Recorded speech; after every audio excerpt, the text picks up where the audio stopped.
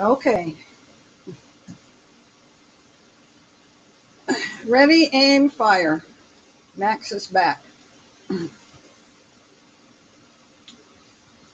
Somebody told me the other day, after that last video I did, that I looked tired. Actually, I look like hell. I have to watch it or I'm going to be, in the shape Hillary is in.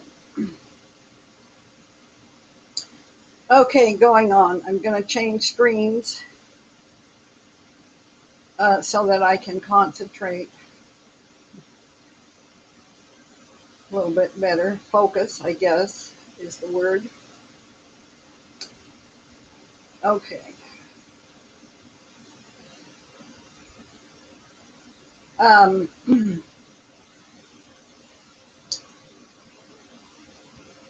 I'm going to just begin with Hillary because I mentioned that. But before I get to the end of this, I'm going to say something that is important, at least to me. All right, Hillary's medical condition. The black guy with the syringe in his pocket has not been seen.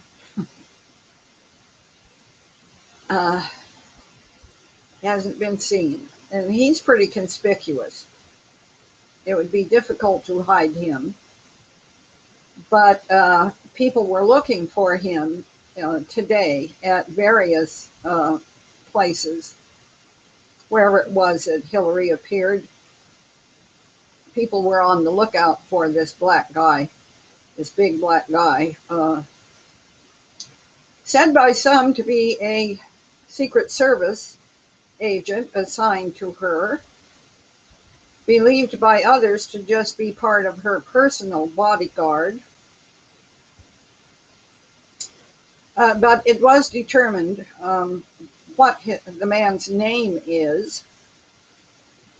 It was decided by the newscast, which was True News, not to release the man's name to the public for reasons of privacy, I guess. I am not sure why they didn't want to release the man's name, but it was determined by this investigator that the black guy actually is a licensed physician. Obviously, he is not the same licensed physician as the medical records that have been released online and are posted on my blog, which is where we're beginning. This physician, whose medical records have been released, obviously was a female named Lisa somebody. Lisa Burdock, whose office is in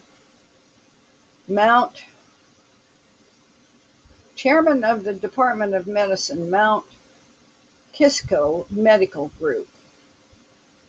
I don't know where that is. Mount Kisco, New York. Okay, zip code 10549. Patient, Rodham Clinton Hillary, SSN, the social security number is blanked out, and the account number is also blanked out. Date of birth stands at October 26, 1947. And this medical report was done the 5th of February, 2014. So that was 2.5 years ago. All right, according to this, 2.5 years ago, the complaint for which she was visiting this medical office was blacking out for short periods of time, uncontrolled twitching, memory loss, fatigue. Interim medical history. Patient returns, stating that she is still having complications following a concussion in early December of 2012. She states the blacking out, uncontrollable twitching, and memory loss have become worse over the last few months. Patient has been diagnosed with having complex partial seizures in early 2013 and was diagnosed while having early onset subcortical vascular dementia in mid-2013. Medical examination, patient shows signs of advancing subcortical vascular dementia after a MSSE was performed. The patient scored significantly lower on today's test than when tested in 2013. The patient is also showing signs of having more frequent complex partial seizures. So the diagnosis at that office visit was stated as complex partial seizures, subcortical vascular dementia. The impression and the plan. This physician says, I discussed with the patient at length about the alternatives, and we elected to maintain her on the present medications with only increasing her medication for the seizures. I have ordered another MRI to be performed and will schedule another office visit after the test is performed. Lisa R. Bardek, MD. That looks and sounds, appears to be an authentic medical record. It may also be true and correct that the bodyguard accompanying her, the big black guy,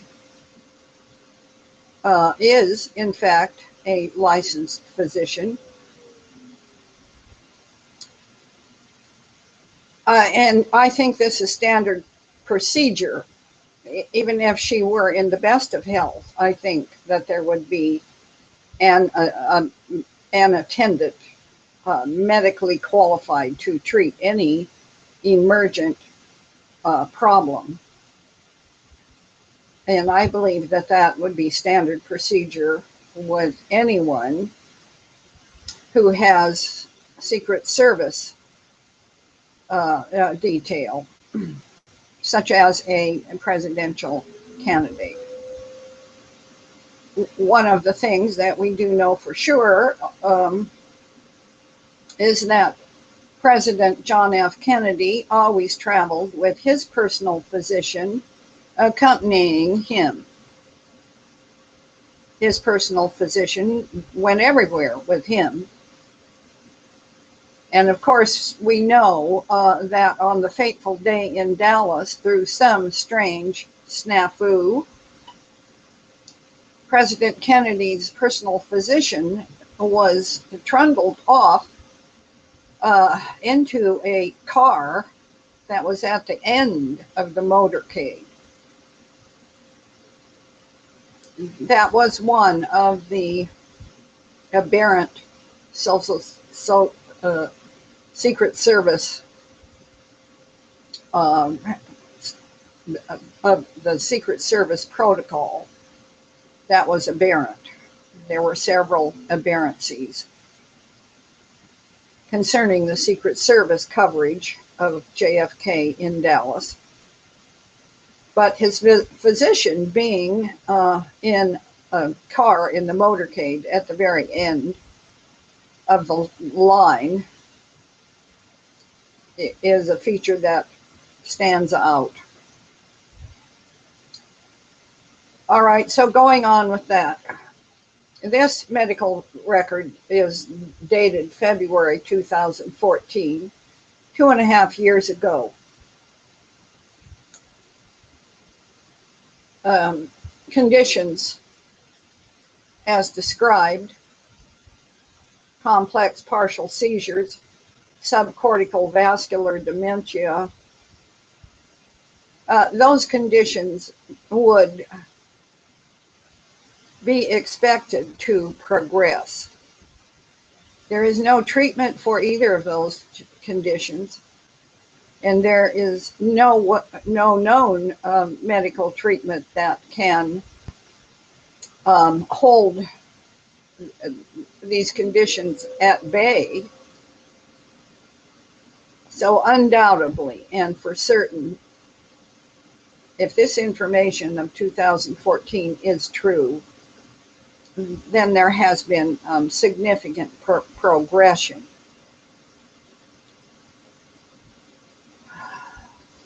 She's worse than she was, and there is no hope that these conditions can be reversed, no matter, I think there is no medical treatment that can reverse these conditions. They will progress, they will, and her condition will worsen. And of course, although I haven't looked in or hunted around for that, I'm sure that there are numerous conspiracy theorists who would explain this by saying that her programming is breaking down. Her monarch programming is breaking down. And that may be true also. Very well be true. In either case, I don't think that this is fabricated for the viewing public. I think that this is actually what's happening. But I do think that it has an upside for the New World Order people, in that furloughing Hillary for health reasons has many benefits. It moves the spotlight considerably. They will not have to answer any further questions about the emails, about the server gate, about the Benghazi gate, or any other of the atrocities that have been making news. They're not going to have to deal with any of that if she goes out on a medical furlough.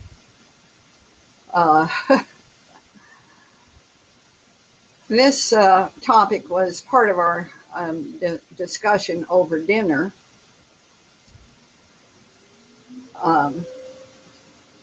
Somebody asked, I don't even know how the subject came up, but I said something about Hillary's medical condition, and Mike wasn't really, he hadn't heard much about it, and he asked a few questions, and I gave very brief answers, and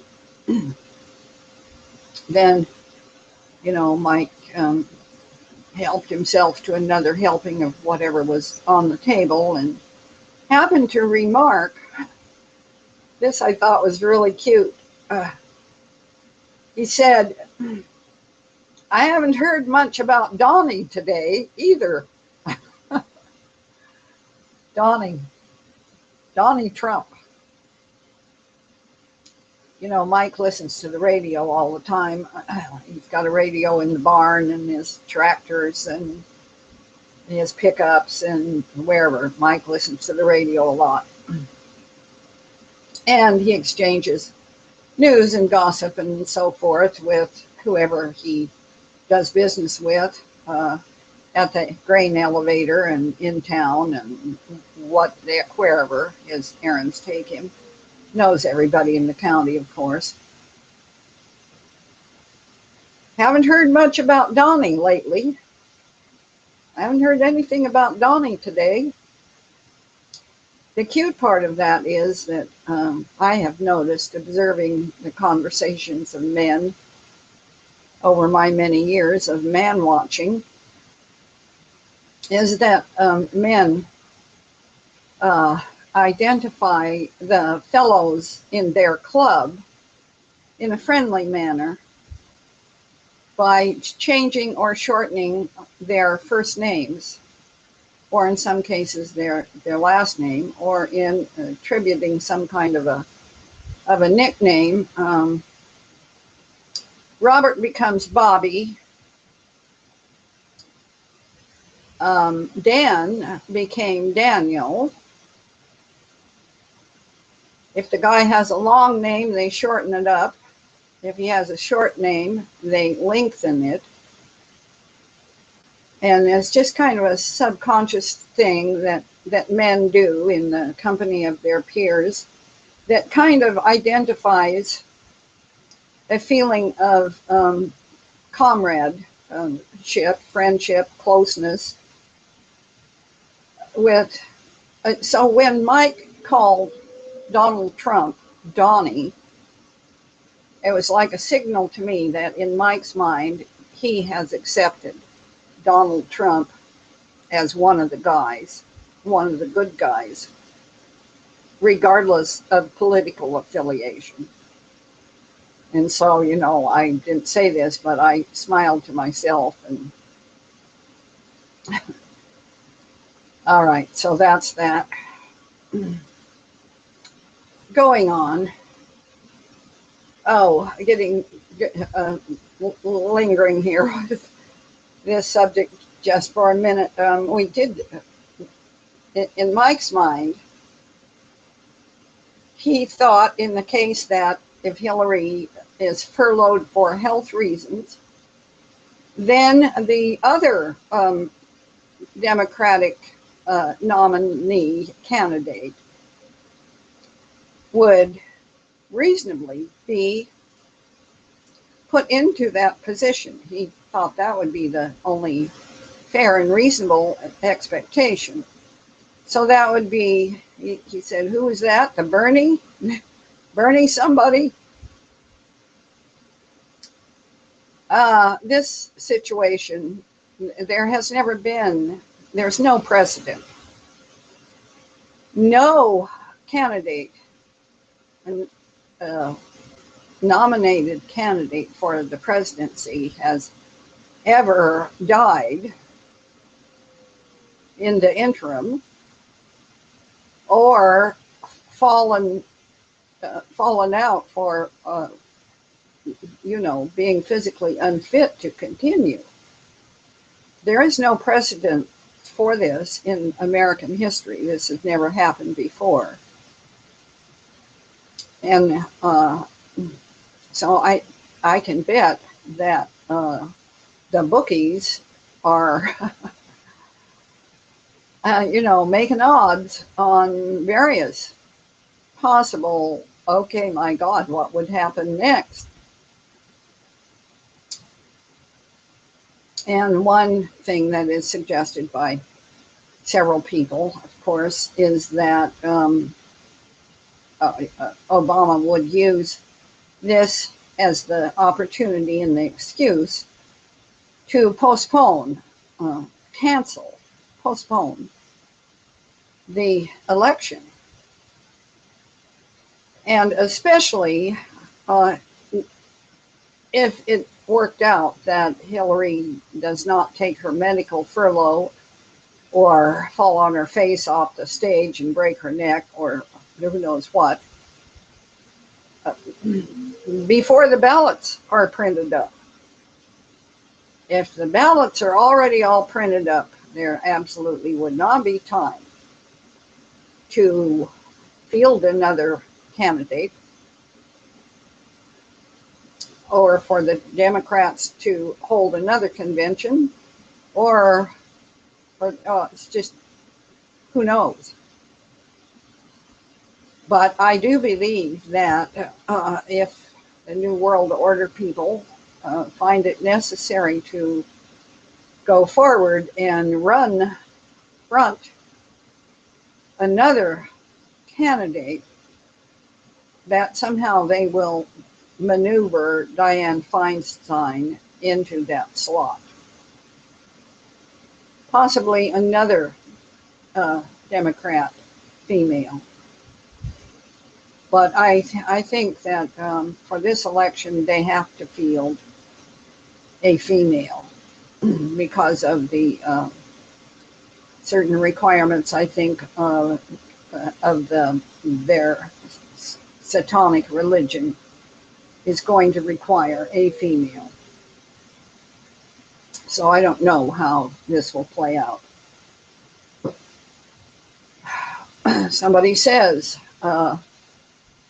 we live in interesting times.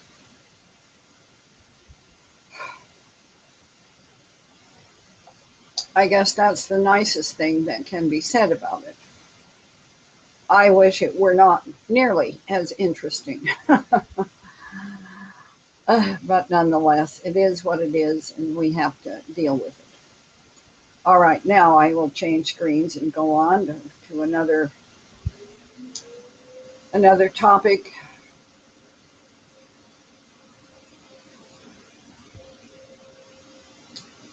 One of my all-time favorite comments on a comment section was posted today or yesterday. This is dated August 9th, 2016, in a comment section. And this commenter says, "The ghastly truth is that Islam is unstoppable by anything short of the Last Judgment." I believe that to be the case. All right, I'm scrolling up. This is a quite long piece that I put up here for the benefit of French-speaking people.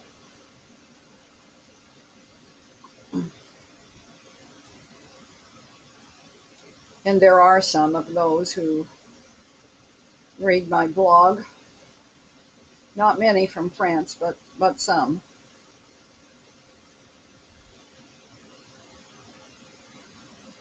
Okay, so Battlefield, California, earthquakes in grid pattern. I looked at that. This is, Dabu has posted this. Earthquakes in grid pattern. If you have not seen this, you should. Then I went to one of the earthquake sites that I used to look at a lot. I stopped looking at it because it got altered and it's not informative anymore. Earthquakes in grid pattern. That cannot be accidental. Nope. So, you know, the common interpretation of the book of Revelation and the end time scenario calls for massive earth changes. And I have disputed that, and I still dispute it. The Ring of Fire, I've also seen 3 or 4 pieces today about the Ring of Fire lighting up and all these volcanoes, and even the very well-informed Christian watchmen are talking about the Ring of Fire and the volcanoes and, you know, the old thing about how the state of California is going to split in 2 and half of it will fall into the ocean.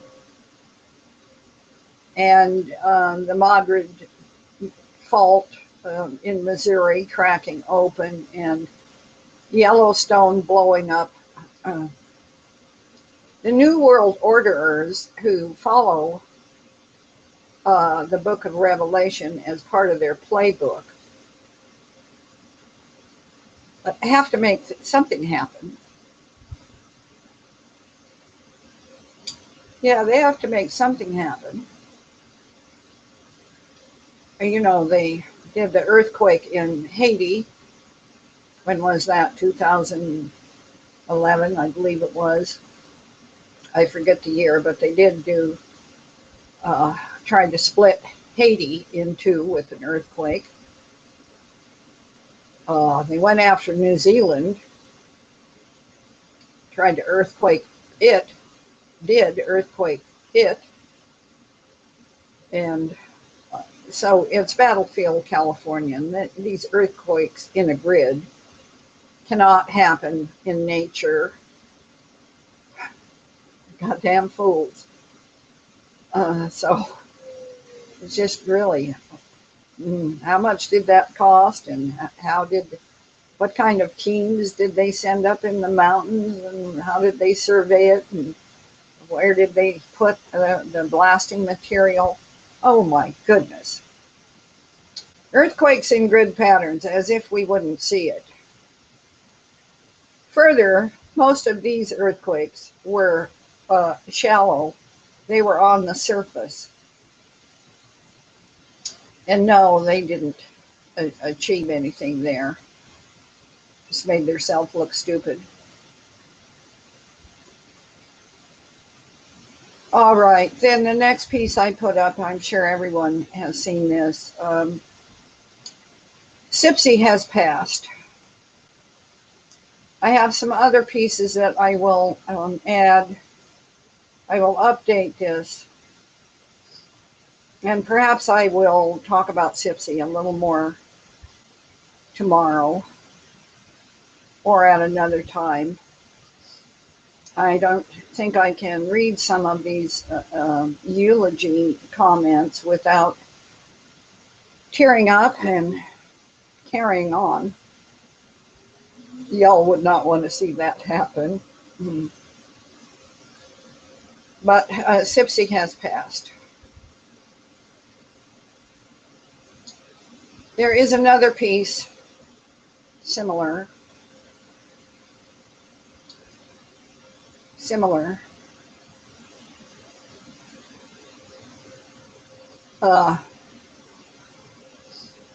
You know, Mike and Jenny,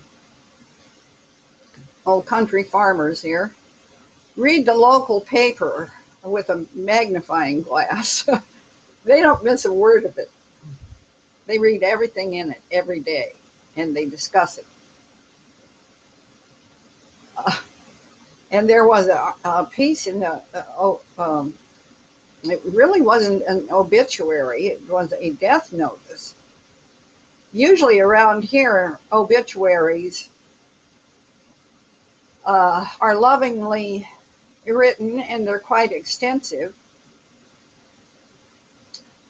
But this was just a death notice. No obituary, nothing accompanied it.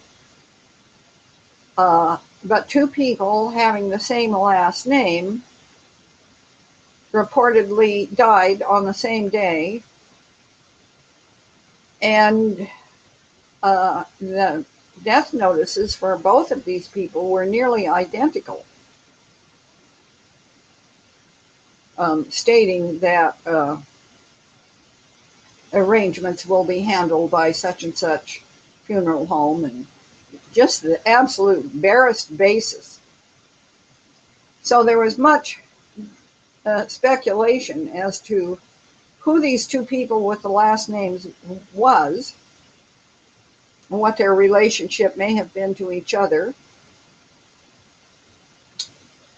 And there was just general discussion.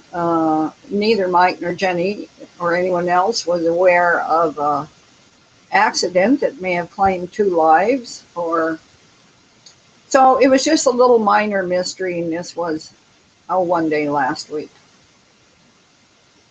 And we went on and forgot about it.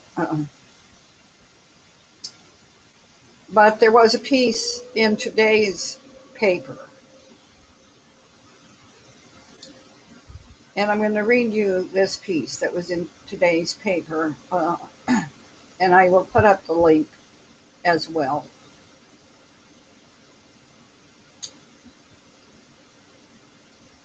It's one of those stories that rarely comes around once in a lifetime. A story of an elderly man and woman with incredible faith and 63 years of marriage. As their health got worse, their faith and love for God Their family and each other grew stronger until the very end. After they married in 1953, this was on the front page, you guys. After they married in 1953, the journey of life took Henry and Jeanette DeLange to Platte, South Dakota. He was a Korean War veteran. She was a musician, worked at the Platte Care Center, and took care of their 5 children. It wasn't until Sunday, July 31st, 2016, when their children got a call from the Platte Care Center. They said, "Both your mom and dad aren't doing very well at all. Highly recommended that we get there as soon as we could," their son Lee said. Lee's mom, at 87 years old, suffered from Alzheimer's disease and had been in nursing home care since 2011. Quote, "Dad visited Mom once a day, twice, or maybe 3 times a day. It was very sweet," Lee said. Wednesday or Thursday, she had stopped eating. She was dehydrated. Henry, at 86 years old, was battling prostate cancer. The VA was doing as much as they could until about 7 or 8 weeks ago. Said there isn't much more they can do, Lee explained. After some recent falls, Henry's condition worsened. He said, "I need to go to the nursing home." They put Mom and Dad in the same room, which was very sweet, Lee said with a smile. Wednesday, when we checked him in, he said, "I don't know how many more days I have, Lee. How many more days the good Lord will have me here." That time got sweeter because Henry and Jeanette were back together. On that Sunday, 2 of their 5 children were with them, as well knowing there wasn't much time. The doctor said, "Your dad's pulse is worse. I wonder if he'll go first," Lee said. About 5 minutes later, the aide said, "I think your mom will go very soon." It was 5:05 p.m. at that point. Not long after, at 5:10 p.m., she did. We read Psalm 103. We didn't get quite done. She passed away very, very peacefully, incredibly peacefully. My brother Keith said to my dad, "Mom's gone to heaven. You don't have to fight anymore. You can go too if you want." He was lying in bed. He, for the first time, opened his eyes, looked intently over where Mom was, closed his eyes back down, laid back down, died about 5 or 10 minutes after that, Lee said. The clock on the wall said 5:30 p.m. when Henry went to heaven, 20 minutes after his beloved. We're calling it a beautiful act of God's providential love and mercy. You don't pray for it because it seems mean, but you couldn't ask for anything more beautiful. It doesn't end there. The clock told another story. Karen, the daughter, said, "The time was 5:10 p.m. and 5:30 p.m. and look at the clock." So I looked at the clock and it said 5:30. That's odd. I looked at the watch on my wrist. It said 5:55 p.m. The clock stopped at 5:30, the exact time Dad passed away. The battery-operated clock on the wall stopped. something they just can't explain. Amazing, a sign from God that it was the right time. Even the aide came in and said he'd never seen anything like that in his 27-year career. It's what leaves the DeLange family at peace after losing Henry and Jeanette at the same time. Mom and Dad were Christians. They loved Christ. They wanted so badly to show their love for Christ that they loved one another. It's natural what they do. For them to be able to be a witness in life, also in death. That's cool, really cool. The DeLange family, friends, and other community members will gather Monday to celebrate the lives of Henry and Jeanette DeLange. The funeral is scheduled for 10 a.m. at the Platte Christian Reformed Church, where the couple spent decades as devoted members. For a look at their joint obituary, click on the link to the right side of the page. For some reason, the right side of the page, when I clicked on the link, would not allow me to copy and paste this information. I don't know why. So therefore, I will read the brunt of it, most of it.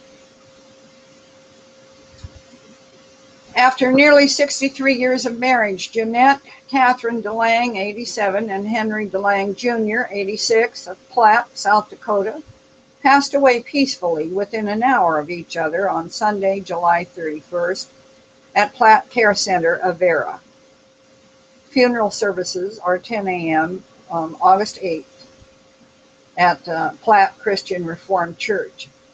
A committal service with military honors will follow at Platte City Cemetery. Visitation will be held from 2 to 4 p.m. Sunday, August 7th at Mount Funeral Home in Platte with a 4 p.m. prayer service. Jeanette Catherine Mast DeLong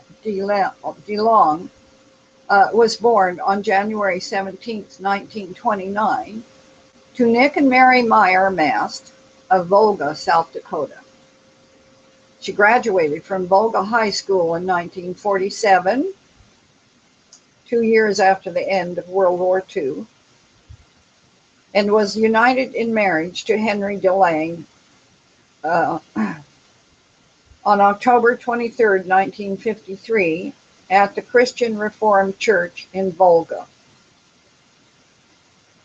After their marriage, Henry and Jeanette lived 1 year in Sioux Falls, South Dakota, and their remaining years in Platte. In addition to caring for her home and family, Jeanette worked for 15 years at the Platte Hospital. Jeanette was a member of the Platte Christian Reformed Church, where she served as organist, pianist, and was active in Ladies' Aid. She loved attending her children's and grandchildren's events. Henry DeLong Jr. was born on April 9, 1930, to Henry and Alice DeLange in Harrison, South Dakota. He graduated from Corsica High School in 1948 and went on to earn an associate in science degree from Nettleton Business College. Henry served his country in the U.S. Army during the Korean War from November 1951 to September 1953. On October 23, 1953, Henry was united in marriage to Jeanette at the Christian Reformed Church in Volga, South Dakota.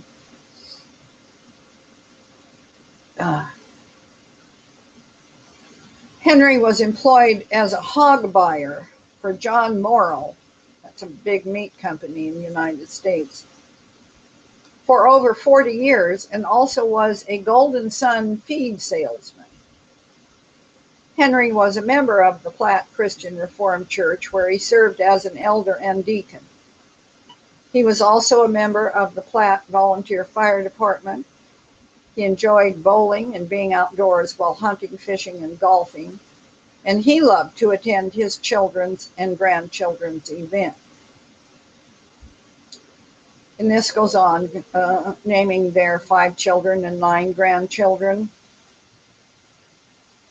saying that they were preceded in death by their parents, their siblings, and a grandson.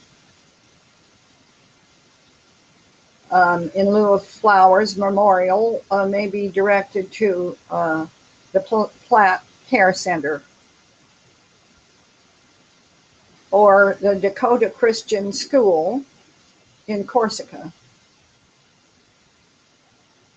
Expressions of personal sympathy may be extended to the family through the mountfuneralhome.com.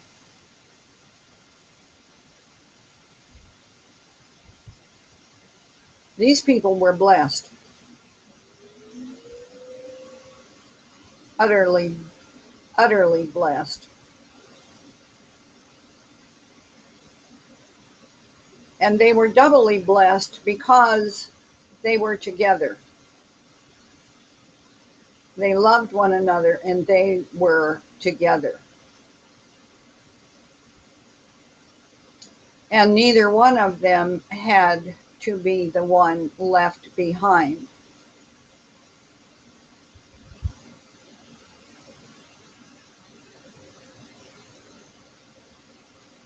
You know, in any love relationship,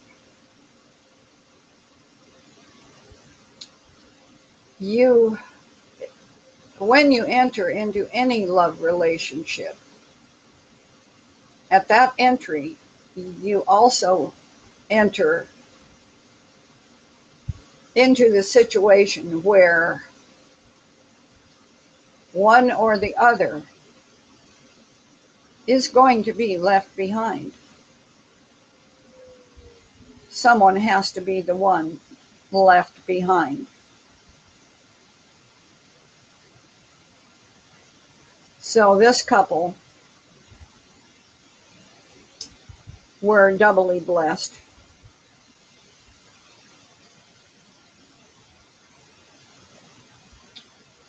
All right.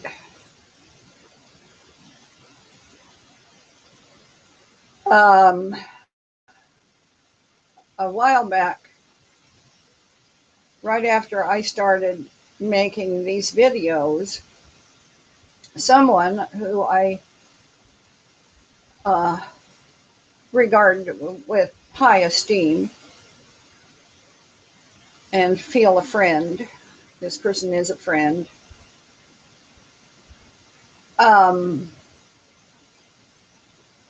communicated with me and made the suggestion that I would get many more page views if I, in my videos, included in the title or at least in the description somewhere.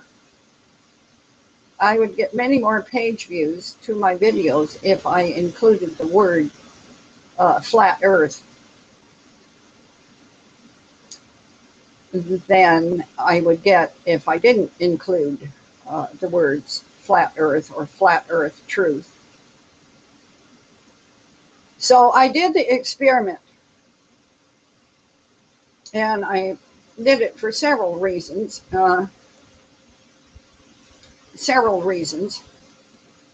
And I felt okay about posting my forum,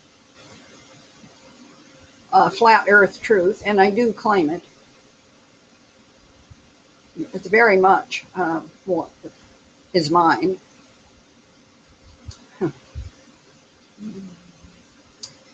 So I felt okay about that, and I felt okay about directing by including, the link, people who might be be. So I did that. And then the last video I posted, I did not include any reference to flat Earth. And in that experiment, you know, the gentleman advising me was probably proven right. I could repeat the experiment, but I don't need to, I don't think. So I think that experiment has revealed to me, and see, this whole YouTube thing is a world all of its own, and I have gone there with great trepidation, actually. I find it a scary place. It's not,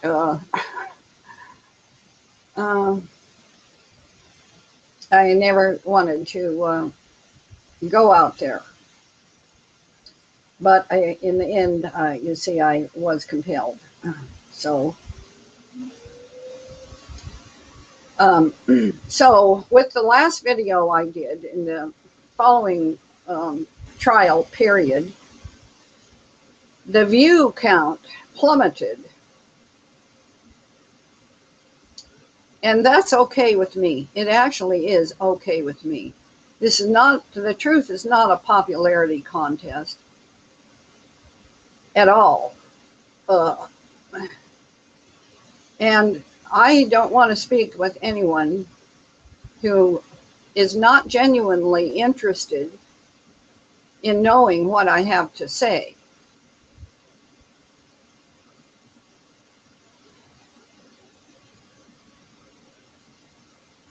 And that's really how I feel. So that's okay. I don't want to throw my pearls before the swine. Not suggesting that flat Earth people are, are swine. I don't mean to say that, but I don't want to throw my pearls before people who are not genuinely caring and interested. So, I'm not after ratings. I'm just after the most honest communication that I myself can achieve. It has bothered me a lot that there has been so much falsehood and fakery and people needing to hide behind all kinds of facades online. I am not a courageous person. Some of it scares me to pieces. It honestly does. But it has been important to me to show who I am and to be who I am. And for you all to know that there is somebody out there who is real. I am real. Whatever I am else, good, bad, indifferent, whatever. I am real.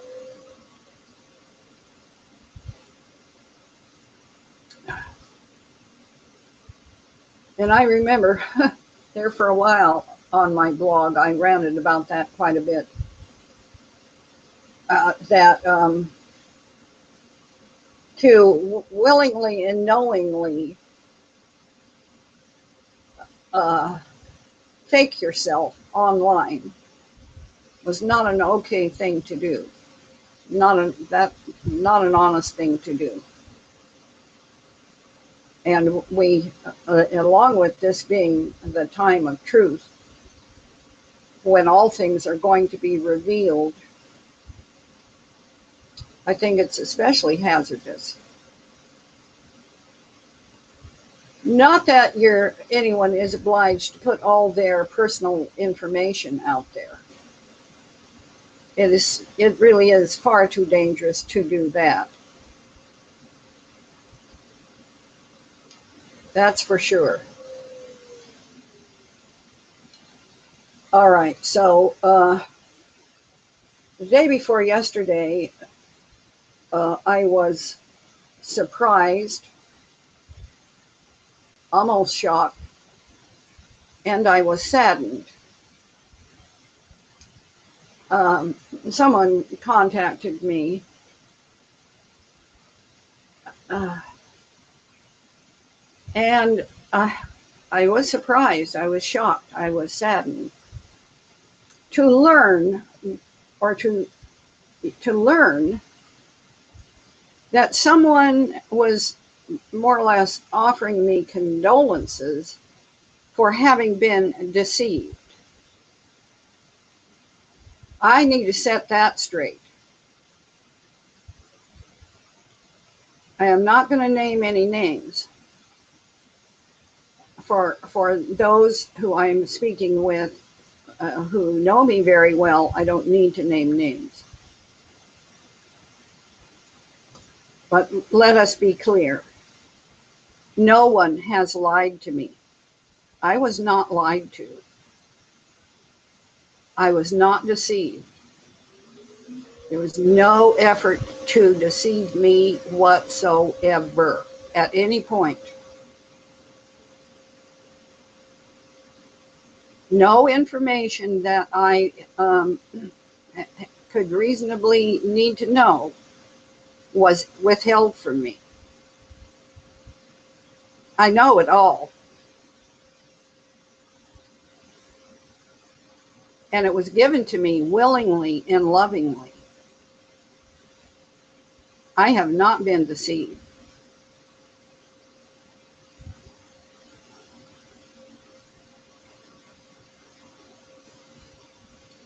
Not for a minute. But yes, however, there was treachery. There was betrayal. That hurt. It happened and it hurt. I was a victim. And I will put it this way. We were both victims of that treachery and that betrayal.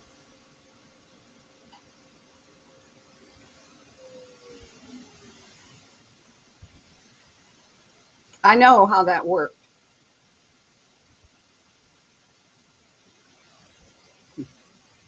And I also know this is wartime. There is a war going on. Some of us recognize ourselves actively in the army of Jesus.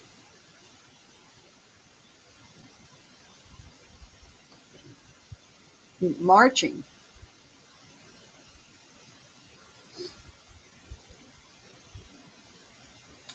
Not everyone does recognize themselves in that capacity. But he and I did and do.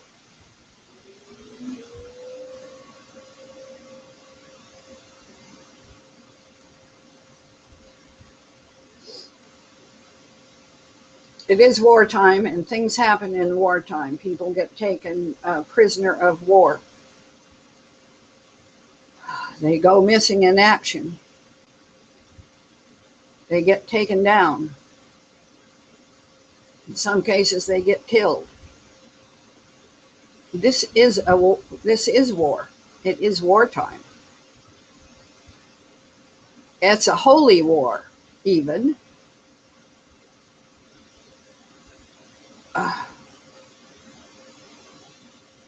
And I do not mean that it is an social argument between religions. It is a holy war on a plane much higher above that.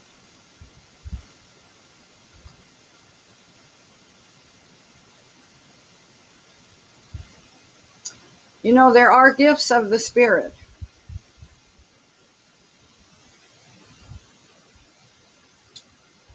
And the greatest gift of the Spirit is love.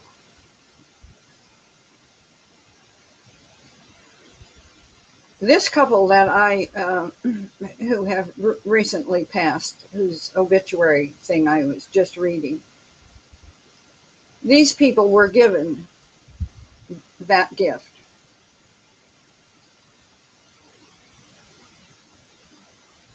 Early on in their lives, they were able to spend 63 years together, loving each other according to the divine plan.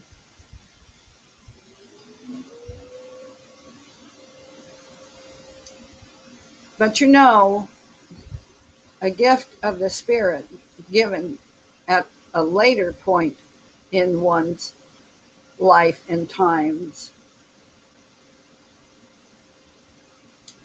is not to be despised.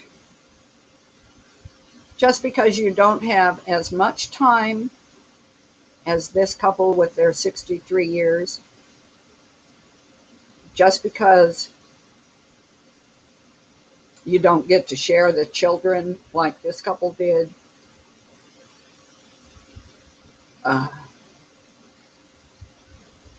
does not mean that that gift, that great spiritual gift, given at a later time and under very different and extremely difficult circumstances, should be despised.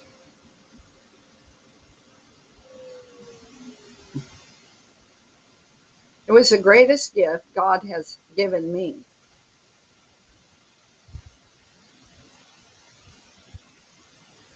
And I will retain it.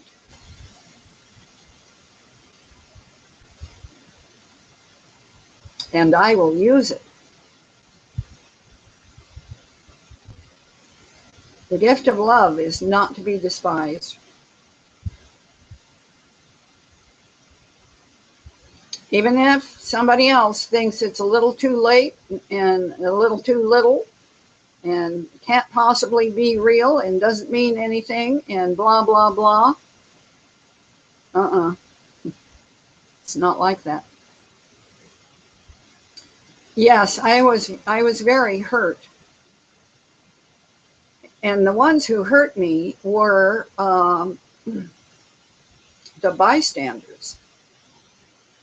The bystanders. Those who participated in a what I view as a criminal action. Those who were who committed the treachery. Yeah, they hurt me. And I'm not the only one who was hurt. I'm going to use the pronoun we. And those who are listening to me talk, you can, if you're so inclined, you can include yourself in that pronoun. We were hurt, wounded very badly by the treachery, by the betrayal, by the way that the hyenas went after the blood.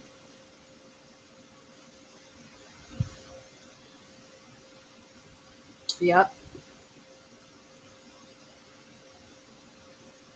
So I just want to set the record straight. I was not lied to. I was not deceived. There are elements and things I know that I will not disclose ever. And so the the taunts and the barbs and the trickery, give it up, because there are things I will not disclose.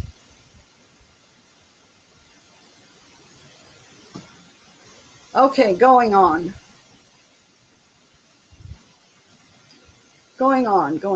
What else was I supposed to look at here?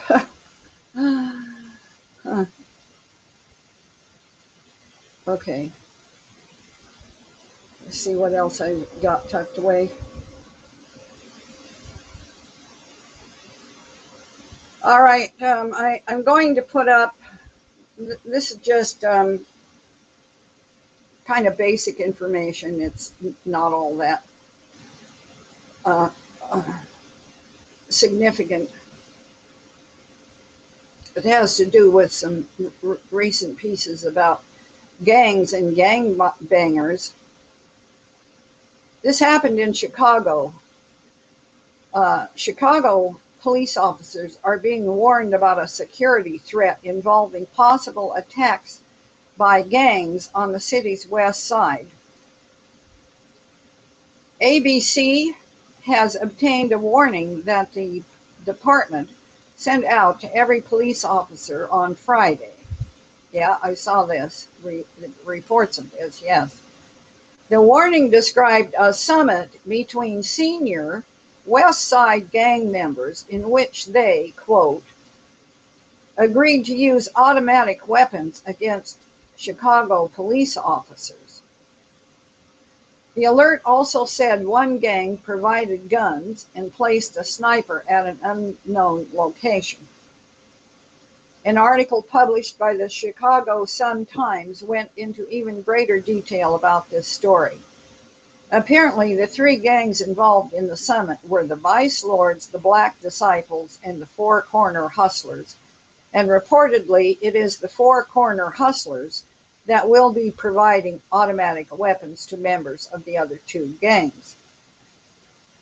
The meeting took place Thursday between higher-ups from the Vice Lords, Black Disciples, and Four Corners Hustlers, according to an alert issued to department members the day after the meeting.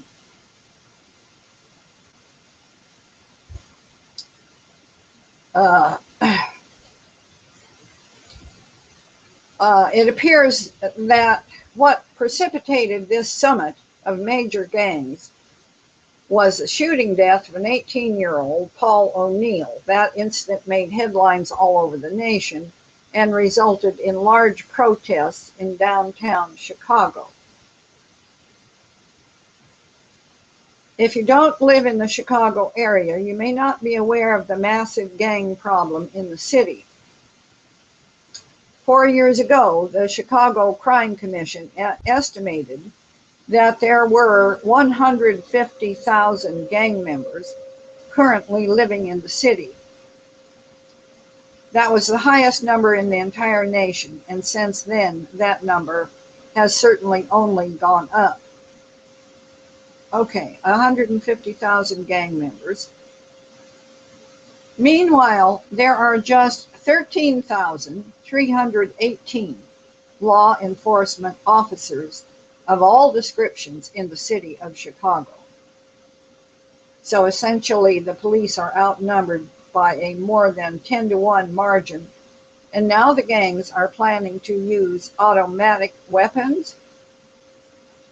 I tend to believe that those statistics are correct. 150,000 gang members and 13,318 law enforcement officers in the city of Chicago. Michael Snyder is the publisher of the Economic Collapse blog, the American Dream blog, I believe Michael Snyder researched this well, and if those are the figures that he's putting out, I'm prepared to accept them as stated. Now, whether or not, and I also believe that this warning was issued to the Chicago Police Department. And I also believe that this information was given to ABC Chicago to put out on the air.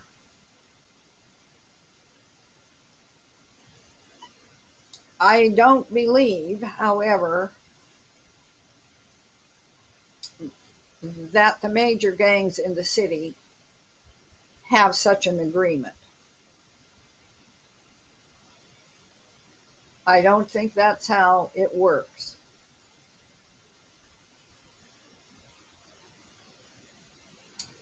The three gangs involved in the summit were the Vice Lords, the Black Disciples, and the Four Corners Hustlers.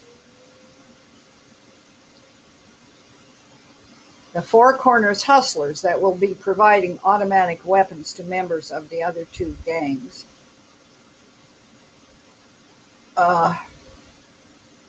This doesn't ring true to me. I just don't think that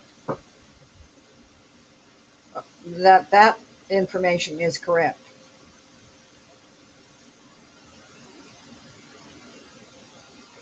And going on, there's another piece that further substantiates why I feel that way.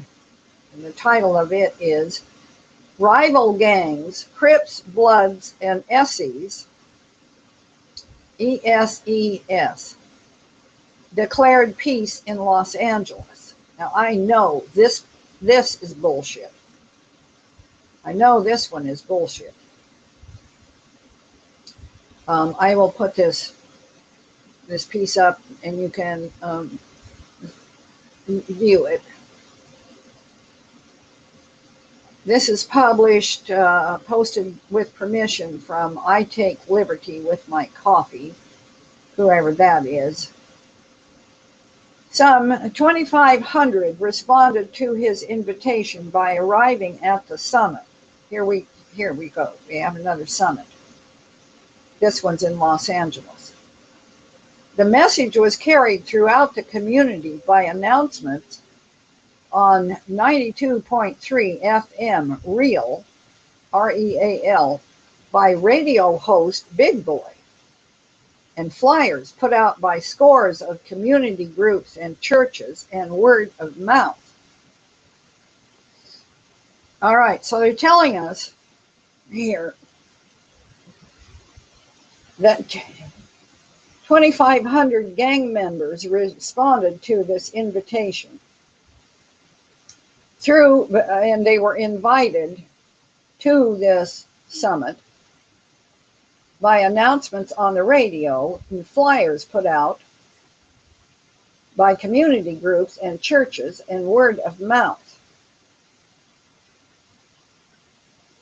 History was made as rival Southern California gang leaders met at the Church of Scientology Community Center in South Los Angeles, July 17th, to discuss making peace on the streets.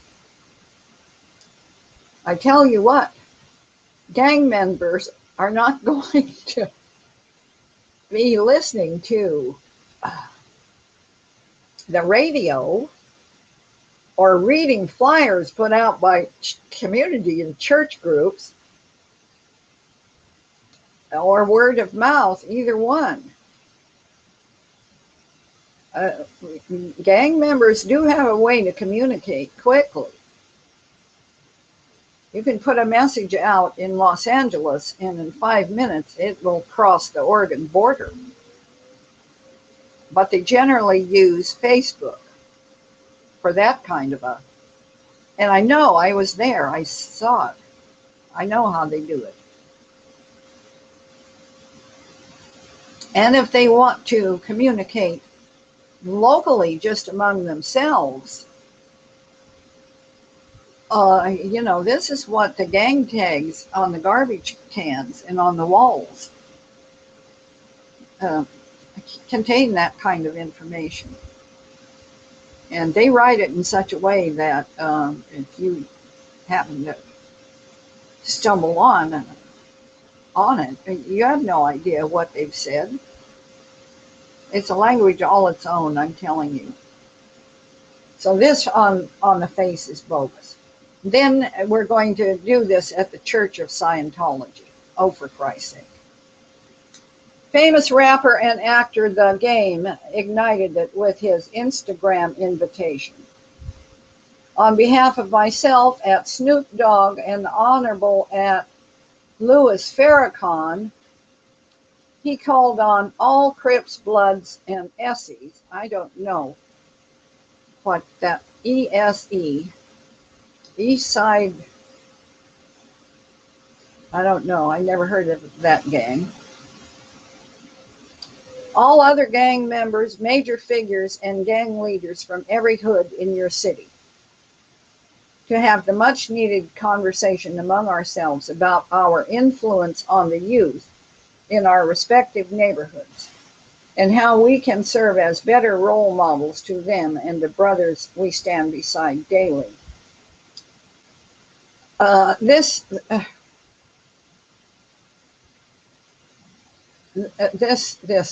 what is this? The game was joined by Will I Am, Big Boy, rapper The Problem, Nation of Islam minister Tony Mohammed, who organized the event, Los Angeles Mayor Eric Garcetti, Police Chief Charles Beck, and religious leaders of diverse denominations. It was a gathering of rival gang members, cops, gang interventionists, and families and friends of gang victims.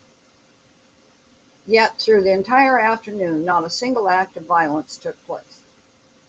When Minister Tommy Muhammad called on all who want peace and unity to raise their fists, every arm was raised. He described what they accomplished this day as being like the cracking of an atom. It sparked something in everybody. It sparked the spirit of hope that once again we're at a pivotal point in our history and we can make a difference in our own community. All right, so we see the hot shots from the music industry and Hollywood.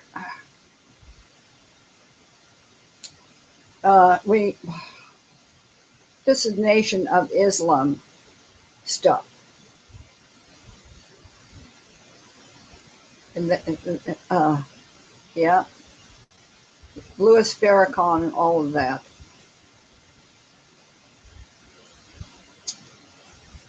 And these two summits, one in Chicago and one in Los Angeles,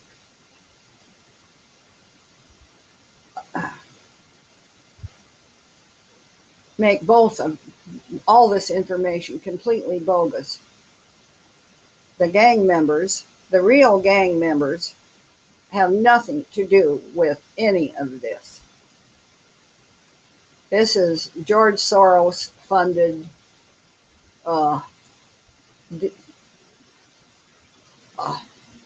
can't even think of the word, but I'm sure. So that's how I see that. It's totally all right. I will publish that one. Another thing I saw today that kind of irritated me a little bit.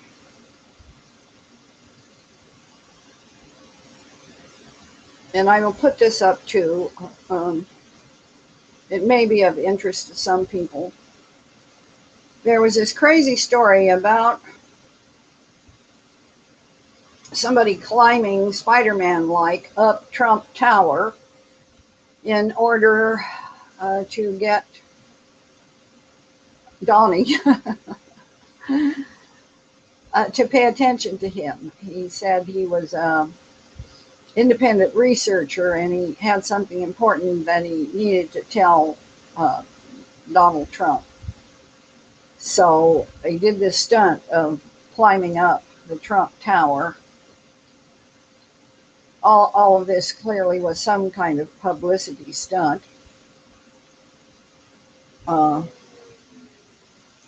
someone came forward almost immediately and did a decoding of a video that the climber, the Trump Tower climber, had done a video about his message to Trump. And so this is the decoding. And I think the decoder guy is carries things too far. Some of it just becomes ridiculous. That's my opinion. Others may find this of interest, so I will post it. All right.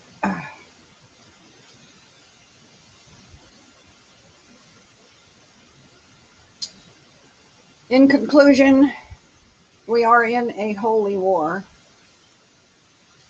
We have become aware in ways that cannot be denied that there are three major social forces moving rapidly and massively. One of those social forces is Islam. Another is the New World Order, which goes by many other titles as well, and is composed of different and associated segments. We have talked about all of that. We know how all of that is interconnected. And the third major social force is the people of Jesus.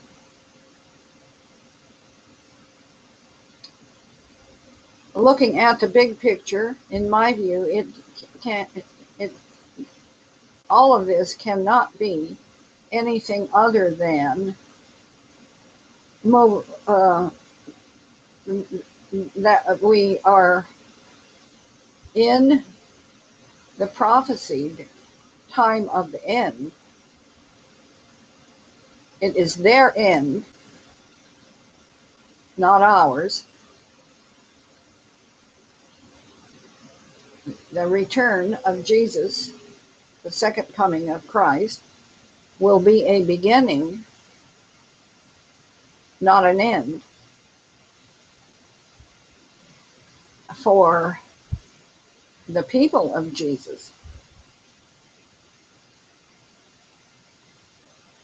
We are in the stage where all things, that which is hidden, will be revealed.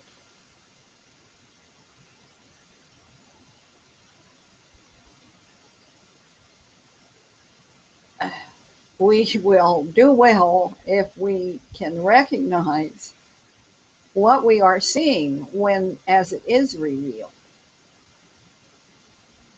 I believe it will look unlike anything anybody expects. But I think we should expect the best. Don't know what that will look like either.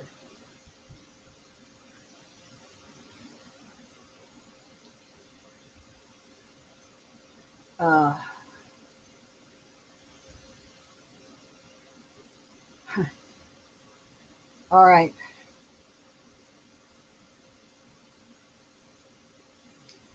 I am going to let that go for right now. Thank you for watching and participating.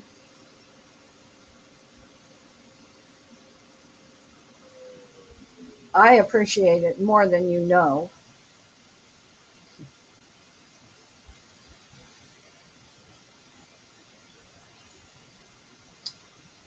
And I will talk to you maybe tomorrow. Meanwhile, remember you are loved. Okay, later, Gator.